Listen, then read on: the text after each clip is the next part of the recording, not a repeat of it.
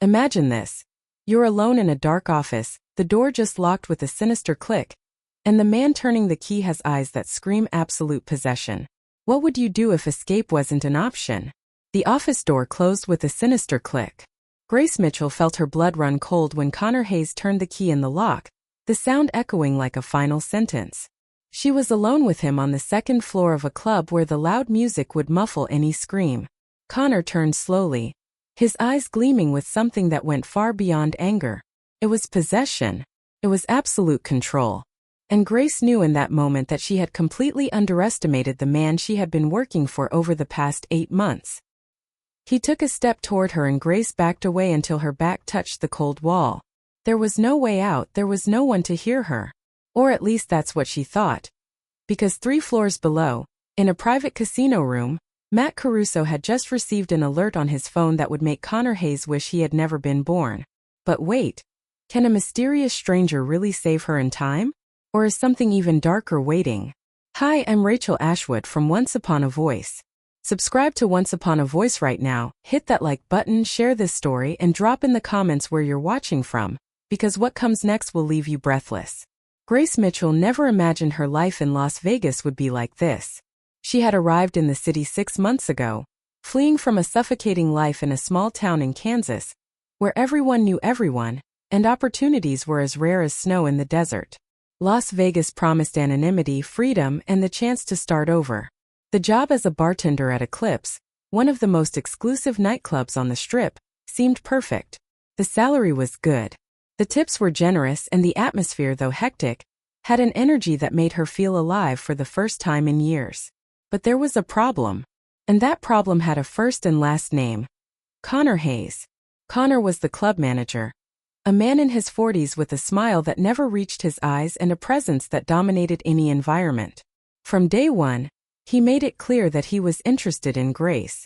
It started with seemingly innocent compliments about her work, then evolved into comments about her appearance, and eventually transformed into unsolicited touches on her shoulder, waist, back.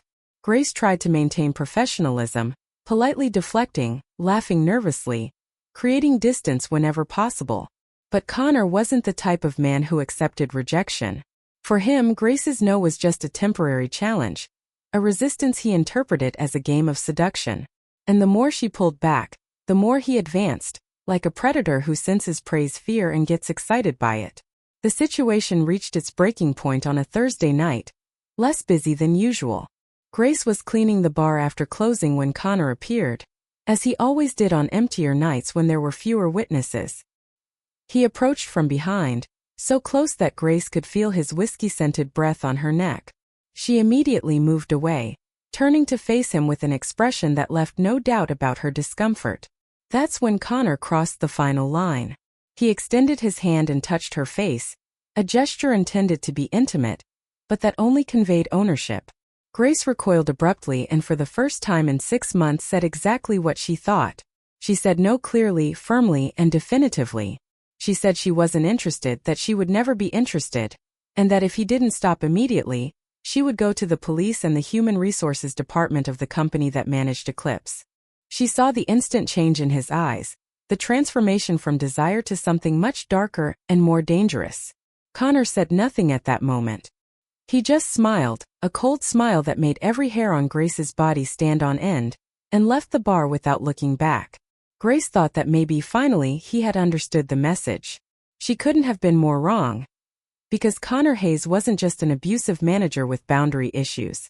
He was a man who had built his entire life on control and domination, and Grace Mitchell had just become a direct threat to everything he represented. 3 days later, Connor called her to his office after hours, saying they needed to discuss her recent performance. Grace hesitated, every instinct screaming for her not to go. But she also knew that refusing a direct summon from the manager could cost her job. She needed that job, that salary, that life she had built brick by brick in a city that didn't forgive weakness. So Grace climbed those stairs, each step seeming to take her deeper into a hole from which she might never escape. And when Connor closed that door and turned the key, she knew she had made the biggest mistake of her life. What Grace didn't know, what she couldn't know, was that her life was already intertwined with Matt Caruso's in a way she would never imagine. Matt was 38 years old and controlled half the operations on the Strip through a complex network of legitimate businesses and activities that existed in the shadows of legality. Eclipse wasn't just a nightclub. It was one of the crown jewels in Matt's empire. A place where money was laundered through overpriced drink transactions, where information was exchanged in private rooms, and where loyalties were tested and rewarded. Connor Hayes was just a manager, a replaceable piece in the well-oiled machine that Matt had built over 15 years of relentless work and brutal decisions. But 3 weeks ago, something unusual happened. Matt was tired, exhausted from endless meetings and negotiations that demanded every ounce of his attention and cunning. He decided to do something he rarely did. Walk anonymously through one of his establishments without security, without prior announcement, just to feel the real pulse of the business without the performance everyone put on when they knew the boss was present. He entered Eclipse wearing dark jeans and a simple leather jacket, nothing that would draw attention, and sat at the main bar. That's when he met Grace. She had no idea who he was. To her, Matt was just another customer on a busy night. Someone who ordered a straight whiskey and sat watching the club's movement with eyes that seemed to see much more than they should. Grace served him with the same professional efficiency she dedicated to everyone. But there was something different about her. She actually looked at people when she spoke to them. She smiled genuinely, not that forced smile most employees wore like a uniform. When a drunk customer started bothering her, Grace handled the situation with firmness but without cruelty, establishing clear boundaries without humiliating the man. Matt observed everything, fascinated by that rare combination of strength and compassion. They talked briefly between orders. Grace asked if it was his first time at Eclipse, and Matt lied, saying yes. She recommended some of the best places in the city to visit, places tourists normally didn't know about, revealing that she herself was relatively new to Las Vegas. There was a lightness in her, a hope that Matt hadn't seen in himself for years. When he left that night, he left a $500 tip in cash, enough to make Grace look twice to make sure it wasn't a mistake. She ran after him to the door, trying to return it, saying it was too much. But Matt just smiled and said she deserved it. It was the first time in months that someone had treated him like a human being. Not like Matt Caruso, the man everyone feared and respected in equal measures. Matt returned to Eclipse twice after that. Always disguised, always sitting at Grace's bar. They talked about trivial things, about life, about dreams and disillusions. Grace spoke about her hometown, about how she had left everything behind in search of something more. Matt, careful not to reveal too much, spoke about the pressure of carrying responsibilities that no one else could see. There was a connection there, something Matt couldn't name, but that made him return even knowing it was imprudent, that mixing personal with professional was one of the few rules he never broke. But Grace was different.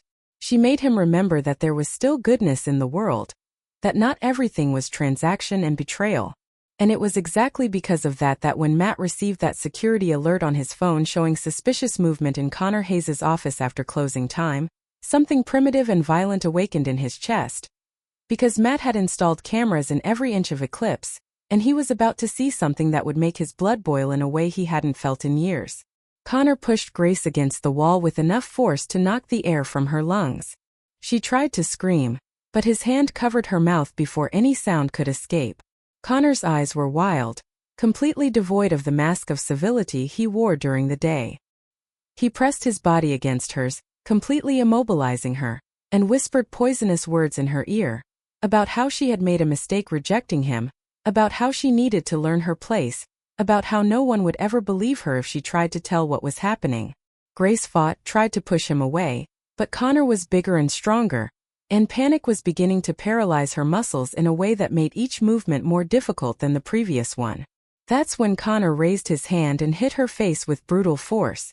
Grace's head spun to the side, and she tasted the metallic flavor of blood in her mouth.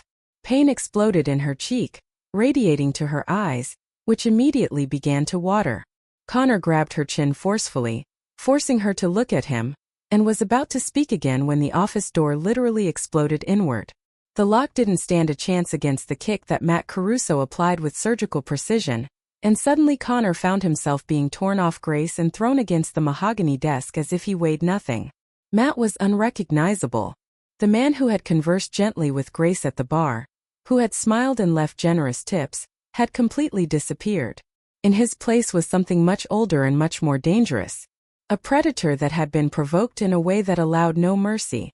Connor tried to get up, tried to speak, tried to explain, but Matt hit him with a punch that broke his nose instantly. The sound was horrible.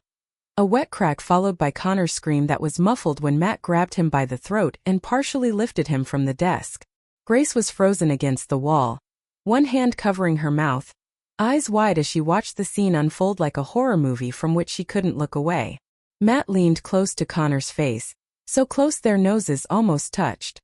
And when he spoke, his voice was low and deadly, each word loaded with a promise of violence that made the air in the room seem heavier. He told Connor exactly who he was, and Grace saw the precise moment when recognition hit Connor like lightning.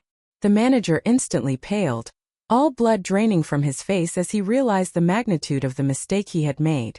He hadn't just assaulted an employee. He had touched someone Matt Caruso clearly considered under his protection. And that was a death sentence in a world where hierarchy was absolute and disobedience was punished with exemplary brutality. Matt threw Connor back in the chair with enough force to make it spin and almost topple. He then turned to Grace and the transformation was instantaneous. The murderous fury in his eyes softened, replaced by genuine concern that made Grace's heart tighten in a confusing and frightening way. Matt approached slowly, hands raised in a universal gesture of peace, as if approaching a wounded animal that might flee at any moment.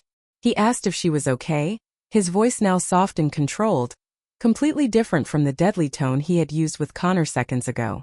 Grace couldn't answer. She just looked at him, at that man who had been kind to her at the bar, and tried to reconcile that image with what she had just witnessed. That's when Connor, in a final act of desperate stupidity, tried to grab something from the desk drawer. Matt turned in a movement so fast that Grace could barely follow. And what happened in the next 5 seconds made Grace understand exactly what kind of world she had just entered, and that there might be no going back. Matt disarmed Connor before he could even touch the gun he kept in the drawer. The movement was fluid, practiced, the kind of thing that only comes from years of experience in life or death situations. The gun fell to the floor with a metallic sound, and Matt kicked it away before hitting Connor again, this time in the stomach, making him double over and fall from the chair. Connor was on the floor now, coughing and spitting blood, completely defeated. Matt turned to Grace again, and this time she saw something in his eyes that scared her more than the violence she had just witnessed. It was possessiveness. It was the same thing she had seen in Connor's eyes, but somehow different, deeper, more absolute. Matt extended his hand to her, and Grace looked at that hand as if it were a snake about to strike. She knew on some instinctive level that if she accepted that hand, if she allowed Matt Caruso to help her, she would be making a silent agreement whose terms she didn't fully understand. But she also looked at Connor on the floor, at the man who had just assaulted her and who would have done much worse if Matt hadn't appeared, and realized that her options were limited in a cruel and unfair way. She could refuse Matt's help and try to deal with this alone, knowing that Connor had connections, that he could destroy her reputation, that he could make it impossible for her to work anywhere on the Strip. Or she could accept the protection of a man who was clearly dangerous, but who had also demonstrated that he cared enough to intervene when she needed it most. Grace placed her hand in Matt's. His fingers were warm and firm, and when he gently pulled her away from the wall, she felt her legs tremble under her own weight. Matt guided her out of the office, but not before turning one last time to Connor and saying something Grace couldn't hear completely, but that made Connor nod frantically, blood dripping from his broken nose and staining his expensive white shirt. They descended the stairs in silence, Matt keeping a protective hand on her back, guiding her through the now empty and silent club, so different from the pulsating, life-filled environment she knew. Matt took her to a black limousine parked at the club's private entrance, a vehicle Grace had never noticed before, but that was clearly always there, waiting. The driver asked no questions, didn't look at Grace's bruised face, just opened the door and waited. Matt helped Grace in and then sat beside her, maintaining a respectful distance, but still close enough that she could feel the warmth of his body. It was only when the limousine began to move that Grace finally found her voice. She asked who he really was, and Matt responded with brutal honesty. He told her about Eclipse, about how he was the owner, about how Connor worked for him. He didn't go into details about his other activities, but said enough for Grace to understand that Matt Caruso wasn't just a successful businessman. He was someone who operated in the shadows. Someone who had real power in a city built on secrets and dirty money. Grace should have been terrified. Should have asked to get out of the car. Should have run as far away as possible. But instead she found herself asking questions. She asked why he had helped, why he cared, why he was there that specific night. Matt hesitated. And for the first time since he exploded through that door, Grace saw vulnerability in his face. He admitted that he had been at her bar before, that he had talked to her, that he had sat there like a regular customer because she made him feel normal, human, something he hadn't felt in a long time. He said he had cameras throughout Eclipse. That's how he maintained control over his businesses. And that when he saw the alert about movement in Connor's office after closing, something in him knew Grace was in danger. The limousine stopped in front of a luxury apartment building in downtown Las Vegas, a place Grace recognized as one of the most expensive addresses in the city. Matt explained that she couldn't return to her apartment that night, that Connor might try something stupid even after the warning he had received, and that she needed to stay somewhere safe until Matt could ensure the threat was completely neutralized. Grace wanted to protest, wanted to say she could take care of herself. But the truth was she was exhausted, sore, and scared in a way that went beyond the physical. So she just nodded and let Matt guide her into the building through an opulent lobby, and to a private elevator that required a special key to operate. The apartment on the top floor was bigger than any place Grace had ever lived. Matt took her to a guest room, showed her where the bathroom was, and said she could stay as long as she needed. But when he was about to leave, Grace asked the question that had been burning in her mind since they got in the car. She asked what he had done with Connor. What would happen to him now? And Matt's answer made Grace realize she had crossed a line from which she might never return. Because some truths once known change you forever. Matt looked at Grace for a long moment before responding, as if measuring exactly how much of the truth she could bear. Then he said with an honesty that was both refreshing and terrifying that Connor Hayes would no longer be a problem. He didn't go into specific details, didn't paint a graphic picture of what would happen, but the tone of his voice made it absolutely clear that Connor would pay for every second of pain he had inflicted on Grace, and that this payment would be extracted in ways she probably didn't want to imagine. Grace should have felt horrified, should have recoiled, should have seen Matt as the monster he clearly could be. But instead she felt something different. Something that scared her more than any physical violence. She felt satisfaction. She felt justice being done in a way the legal system would never provide. Because she knew, just as every woman who had ever been assaulted or harassed knew, that going to the police would mean being questioned, judged, having every aspect of her life dissected, while Connor would probably get away with nothing more than a slap on the wrist.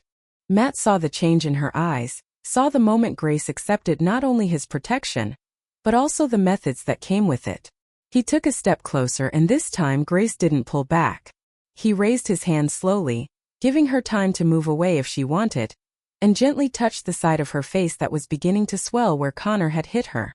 The touch was surprisingly soft coming from hands she had seen cause so much destruction minutes ago. Matt said he would call a doctor to examine her, someone discreet who wouldn't ask questions, and that she should rest. But before he could step away, Grace held his wrist. She didn't know exactly why she did it, what impulse led her to maintain that contact.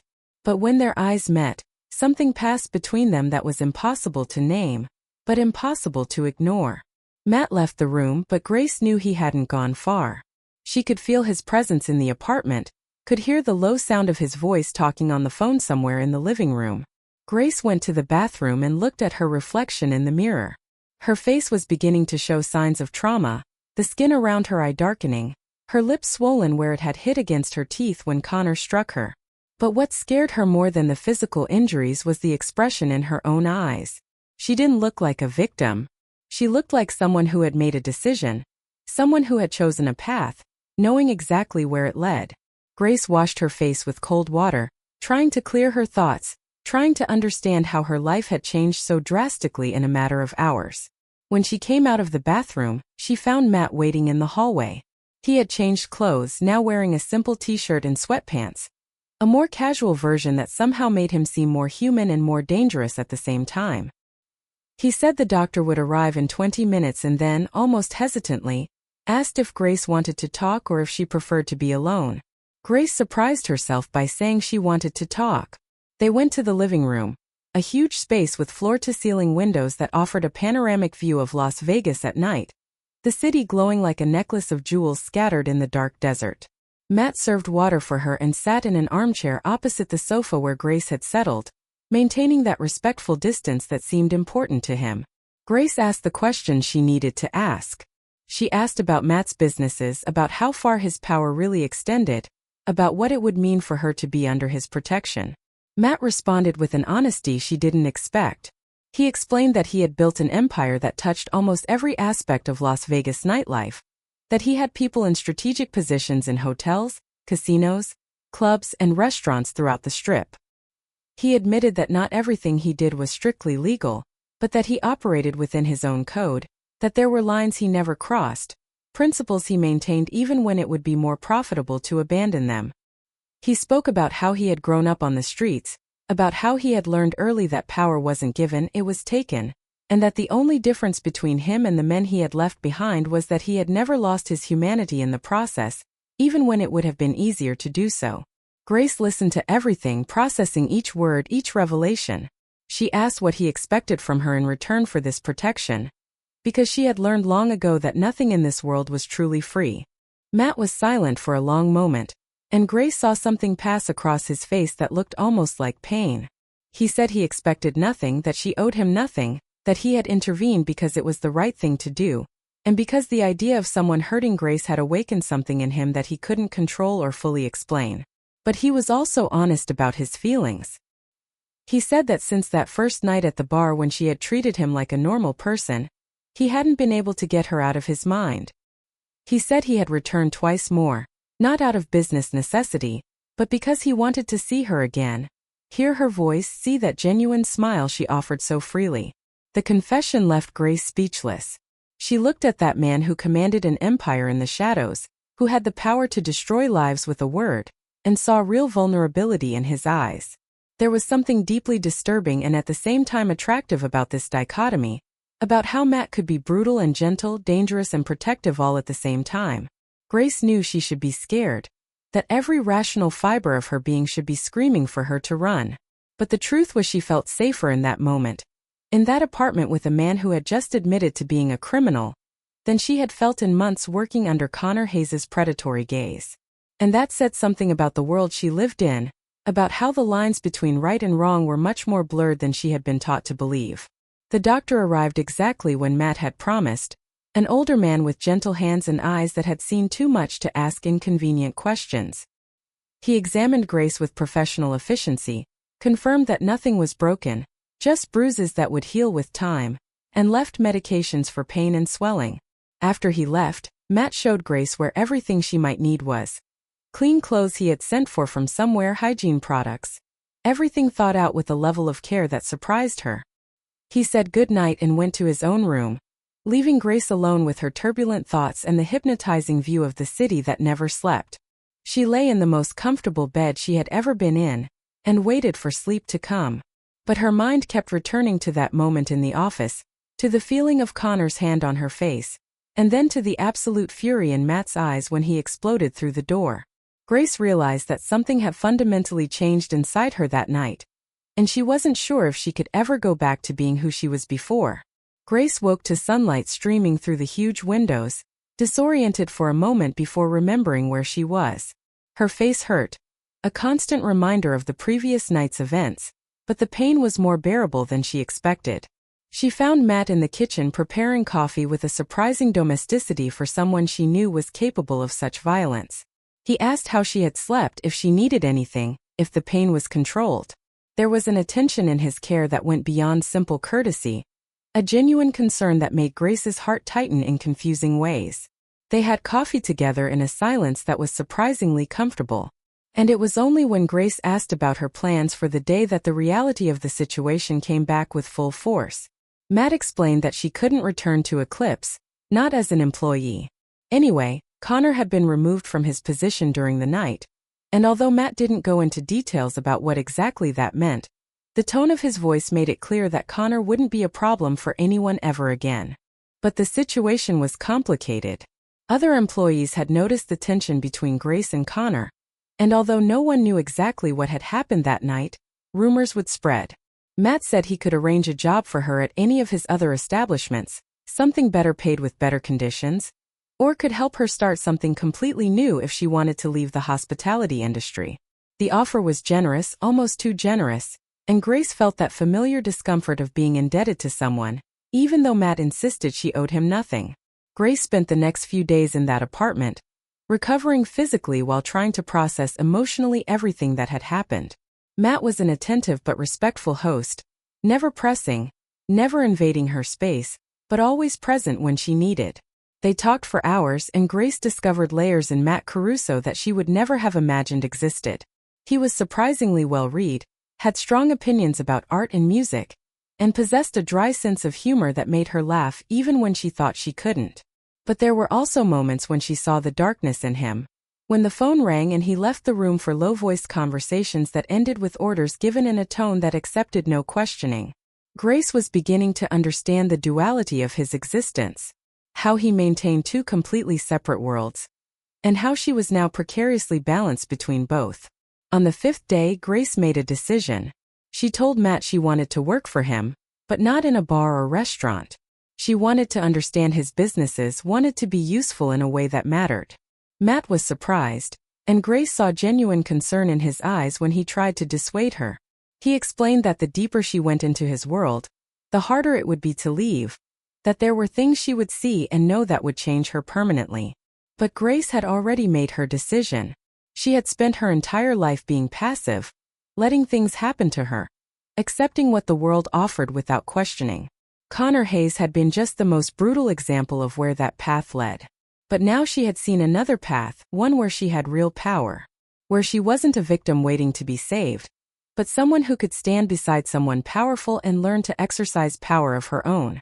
Matt studied her face for a long moment, looking for signs of hesitation or doubt, but Grace kept her gaze steady. Finally he nodded, but with conditions.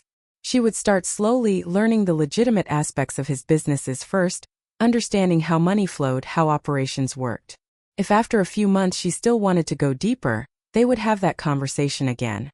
Grace agreed, and when they shook hands to seal the agreement, she felt an electric current pass between them that had nothing to do with business and everything to do with the tension that had been growing since that first night. Matt felt it too, she saw it in his eyes, but he pulled back, maintaining that professional distance that seemed important to him, as if trying to prove something to himself or to her. The following weeks were a revelation. Grace discovered she had a natural talent for business, an ability to see patterns and connections that others missed. Matt introduced her to key people in his organization, always making it clear that she was under his personal protection, a silent warning that everyone understood perfectly. Grace learned quickly, absorbing information like a sponge, asking intelligent questions that impressed even the most veteran members of Matt's team. But she also began to see the darker side of operations, the conversations that stopped when she entered the room, the meaningful looks exchanged between Matt and his trusted men. She knew she was only scratching the surface, that there were entire layers of that world still hidden from her. And the scariest part was that she wanted to see more, wanted to understand completely, even knowing that each step deeper was a step further from the normal life she had left behind. That's when Matt received a call that changed everything, a call that made his face harden in a way Grace had never seen before.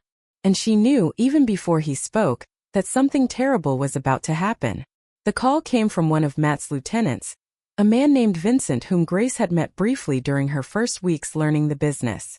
His voice was tense even through the phone, and Grace saw the instant transformation in Matt as he listened. The man who had been patient and polite seconds ago disappeared, replaced by the relentless leader who commanded respect through fear and loyalty in equal measures. Matt hung up and looked at Grace with an expression she couldn't fully decipher. He said he needed to go out, that there was a situation that required his personal attention, and that she should stay in the apartment until he returned. But Grace was no longer the woman she had been a month ago. She asked directly what was happening, and after a moment of hesitation, Matt told the truth. Connor Hayes had disappeared. Matt had removed him from his position at Eclipse and had sent him away from Las Vegas with a clear warning never to return. A mercy Matt rarely offered but had granted because he didn't want Grace to carry the weight of a death on her conscience. But Connor apparently hadn't learned his lesson. He had returned to the city and worse had started asking questions about Grace, about where she was, about her relationship with Matt. That alone would be problematic. But Connor had made the fatal mistake of seeking help from the wrong people. People who were rivals of Matt. People who would see any weakness as an opportunity to attack. And Grace, whether she wanted it or not, had become a perceived weakness, a way to hit Matt Caruso through someone he clearly valued. Grace felt her blood run cold. She had thought that chapter was closed, that Connor was a resolved problem, but now realized that her decision to enter Matt's world had consequences she hadn't fully anticipated. Matt saw the fear in her eyes and approached, placing his hands on her shoulders with a comforting firmness. He promised that nothing would happen to her, that he had people watching the building 24 hours a day, that Connor wouldn't get near her. But Grace could see the real concern in his eyes, could feel the tension in his muscles, and knew the situation was more serious than he was admitting. She asked if she should leave the city, remove herself from the equation so Matt wouldn't have to worry about her. His answer was immediate and absolute. He said she wasn't going anywhere, that she was exactly where she should be, and that anyone who tried to touch her would have to go through his dead body first. The intensity in his voice, the raw possessiveness in his words should have scared Grace. But instead she felt something completely different. She felt valued, protected, important in a way that went beyond simple professional concern. There was something deeper happening between them, something both had been dancing around for weeks, but that was now impossible to ignore. Matt must have seen something change in her eyes because he leaned closer, so close that Grace could feel the warmth of his body, could see the golden flecks in his brown eyes, could count each beat of her own racing heart. For a moment she thought he was going to kiss her, and every part of her wanted him to do it. But Matt pulled back at the last second, that iron control reassuming command, and he said he needed to go. That the faster he dealt with Connor, the faster she would be truly safe. Grace was left alone in the apartment after Matt left, surrounded by invisible security guards she knew were there but never saw. She tried to distract herself, tried to work on the reports Matt had given her to review, but her mind kept returning to Connor, to what he might be planning, to what Matt would do when he found him. She wasn't naive. She knew Matt wasn't going for a civilized conversation. She knew that when he returned, Connor Hayes probably wouldn't be a problem anymore. Not because he would have been convinced to leave, but because he wouldn't be alive to represent a threat. And the most disturbing part was that Grace didn't feel horror at that prospect. She felt relief. She felt justice. She felt that maybe finally she could stop looking over her shoulder, stop wondering when Connor would appear again. The hours passed with agonizing slowness. Grace watched the sun set over Las Vegas, the city transforming into a sea of neon lights that promised fun and hid dangers in equal measures. Her phone rang, making her jump, but it was just a message from Matt saying everything was under control, and that he would return soon. Grace held the phone against her chest, allowing herself a moment of vulnerability she rarely permitted. She had changed so much in such a short time, had become someone she barely recognized. But for the first time in her life she didn't feel lost. She felt like she was exactly where she should be. That's when she heard the sound of breaking glass coming from somewhere in the apartment. And her blood froze when she realized that maybe Matt's security guards weren't as infallible as he had promised.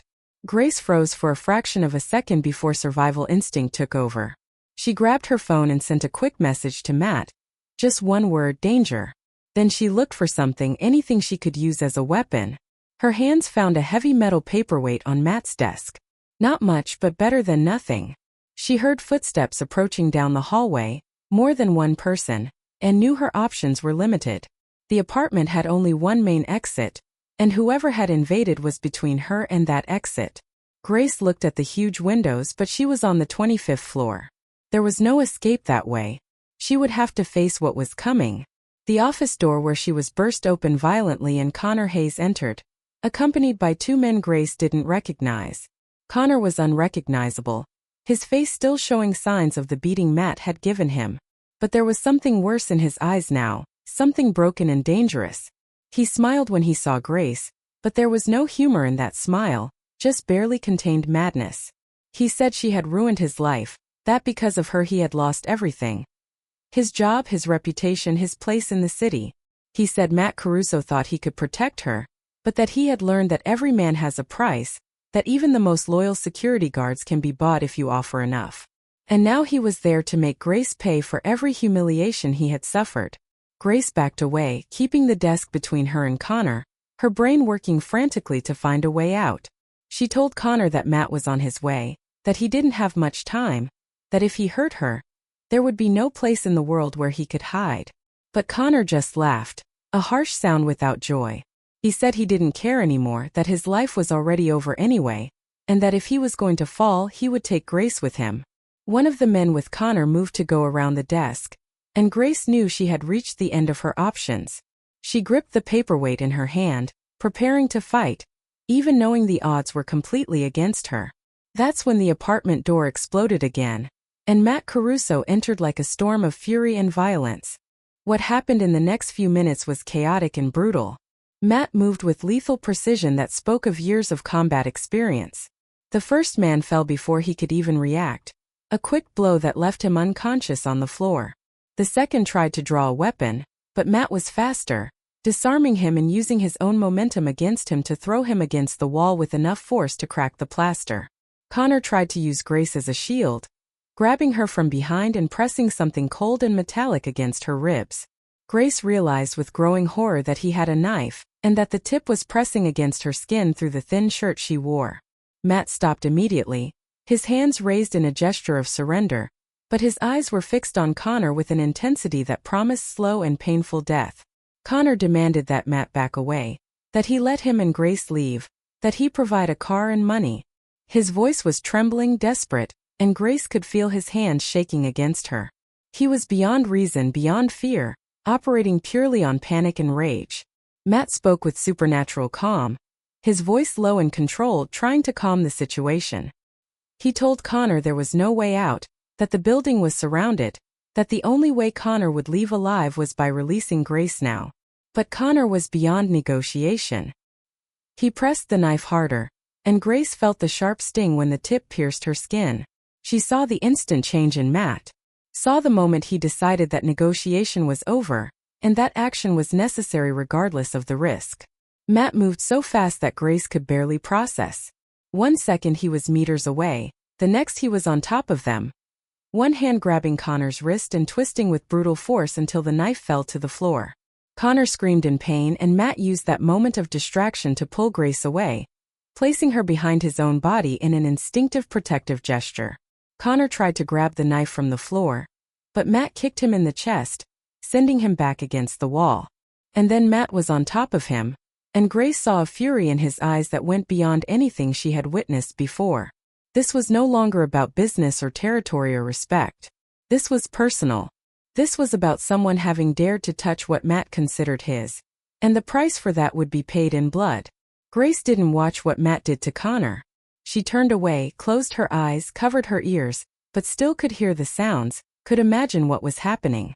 When silence finally fell, she felt gentle hands on her shoulders and Matt's voice, soft and concerned, asking if she was okay. Grace opened her eyes and saw Matt in front of her. His clothes stained with blood she knew wasn't his, but his eyes full of genuine concern only for her. He examined the small cut on her ribs where Connor's knife had pierced the skin, his jaw tightening with renewed anger, but his hands remaining infinitely gentle as he checked the extent of the injury. Security guards arrived, the same ones who should have prevented Connor from entering in the first place. Matt turned to them with an icy fury that made grown men recoil. He didn't shout, didn't need to. His low, controlled voice was much more terrifying as he demanded to know exactly how Connor had managed to get past them. The explanation came in stumbling words and pathetic excuses about bribery and threats. But Matt wasn't interested in excuses. He said something in a low voice to one of the men, something Grace couldn't hear completely, but that made the man pale and nod quickly. Grace understood there were consequences for failing Matt Caruso, and that those men would learn that lesson the hard way. Matt took Grace out of the office, away from the scene of destruction, and guided her to her room. He brought a first aid kit and personally cleaned and bandaged the cut on her ribs, his movements careful and precise. Grace watched his face as he worked, saw the intense concentration, the concern he didn't try to hide. When he finished, he didn't immediately move away. Instead, he stayed there, kneeling in front of her, his hands resting lightly on her knees. And for the first time since she had met him, Matt Caruso seemed vulnerable. He said he was sorry that she should never have been put in danger, that he had failed to protect her. Grace placed her hands over his and said the truth that had been growing in her heart for weeks. She didn't blame him. She chose him. She wanted to be exactly where she was regardless of the risks. Something changed between them in that moment.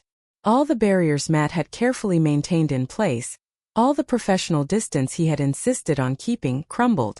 He stood up and pulled Grace into his arms, holding her with an intensity that spoke of fear he had felt, of relief that she was safe, of feelings that went far beyond simple protection. Grace clung to him, finally allowing herself to feel the terror she had been repressing, allowing herself to cry against his chest while he stroked her hair and murmured promises that she was safe, that he would never let anything happen to her again. When she finally pulled back enough to look into his eyes, she saw in them everything she needed to know. Matt Caruso, the man who commanded an empire in the shadows, who was feared by half of Las Vegas, was completely and irrevocably in love with her. Matt kissed Grace for the first time that night, and it was as if the whole world disappeared except for the two of them. There was no more Connor, no more danger, no more weight of decisions and consequences. There was only them, only that moment of pure connection that both had been denying for too long. When they finally separated, both were breathless, and Grace saw in his eyes the silent question. She answered by pulling him back, showing without words that she was sure, that she chose this, that she chose him. With all the dangers and complications that came along, they spent that night together. Not just physically but emotionally, sharing stories and fears and dreams that neither had shared with another person.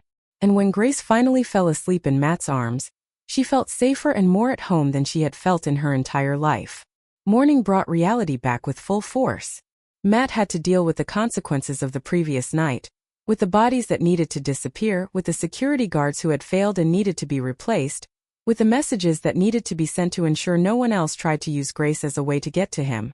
Grace watched him work, saw the cold efficiency with which he handled the darker aspects of his world, and realized she had completely crossed to the other side.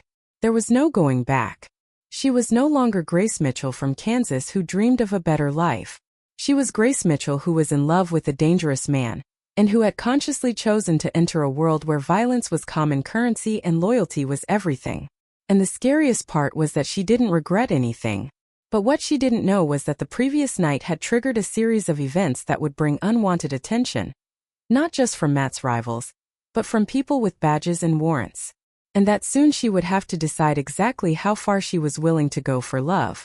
Grace was in the office Matt had set up for her on the executive floor of one of his hotels, reviewing financial reports with the efficiency of someone who had been born for that job. She had become indispensable to Matt's operations. Her sharp mind and ability to see connections others missed, making her one of the most valuable people in his organization. But more than that, she had become his partner in every sense of the word. They lived together, worked together, built an empire together. The city had quickly learned that Grace Mitchell wasn't just Matt Caruso's girlfriend. She was someone with power of her own, someone who commanded respect not by association but by her own merit. Of course, not everything was perfect. There were still nights when Grace woke with nightmares about that night with Connor, about the feeling of the knife against her ribs, about the sound of violence she tried not to remember. There were moments when she wondered who she had become, if the woman looking back in the mirror was someone she recognized or approved of. But then Matt would hold her, remind her why she had made the choices she did. And she would remember that strength didn't come from remaining pure and untouched by the world. Strength came from facing the darkness and choosing to keep standing anyway. Grace had found her strength, and she had found it in the most unlikely places, in the arms of a man the world would call a criminal, but whom she knew as someone capable of deep love and unwavering loyalty. Matt entered her office without knocking, as he always did, and Grace smiled when she saw him. He approached and kissed the top of her head, a casual gesture of affection that still made her heart race even after months together. He asked if she was ready for the dinner they had planned, a celebration of 6 months together and the success of a new venture they had launched. Grace saved her work and stood up, smoothing the expensive dress Matt had insisted on buying for her, one of the many changes in her life she was still getting used to. They left the building hand in hand, discreet security guards following them at a respectful distance, and Grace looked at the city that had become her home in a way she never imagined possible. Las Vegas glowed under the night sky, full of promises and dangers in equal measures. Grace had arrived in that city as a fugitive from a small life, looking for something more without knowing exactly what it was. She had found much more than she expected, had found love and power and purpose, but had also found darkness and violence and moral choices that fundamentally changed her. She was no longer innocent, could no longer pretend the world was black and white, right and wrong, good and bad. She had learned that life existed in shades of gray, and that sometimes the most dangerous people were also the most capable of deep love. Grace Mitchell had found her place in that world of shadows and light, and she wouldn't trade it for anything, because for the first time in her life she wasn't just surviving, she was truly alive. Matt squeezed her hand as they entered the restaurant, and Grace looked at him, at the man who had saved her life and then given her a reason to live it fully. She didn't know what the future would bring, what challenges they would still face, what difficult choices they would still have to make. But she knew one thing with absolute certainty. She wouldn't face anything alone. She had Matt by her side, and together they were unstoppable. The waitress from Kansas and the king of Las Vegas. An unlikely combination that somehow made perfect sense. And as they sat down for dinner, laughing and talking as if they were just a normal couple on a normal date, Grace allowed herself a moment of gratitude for every choice that had led her there. To that moment, to that man, to that life she had built from the ashes of who she used to be. And there you have it. Did you like this story of Grace and Matt? Leave in the comments what you thought, if you would have made the same choices as Grace, and what kind of story you want to hear next time on Once Upon a Voice. Don't forget to subscribe to Once Upon a Voice, like, and share with anyone who also loves intense stories that grip you from beginning to end.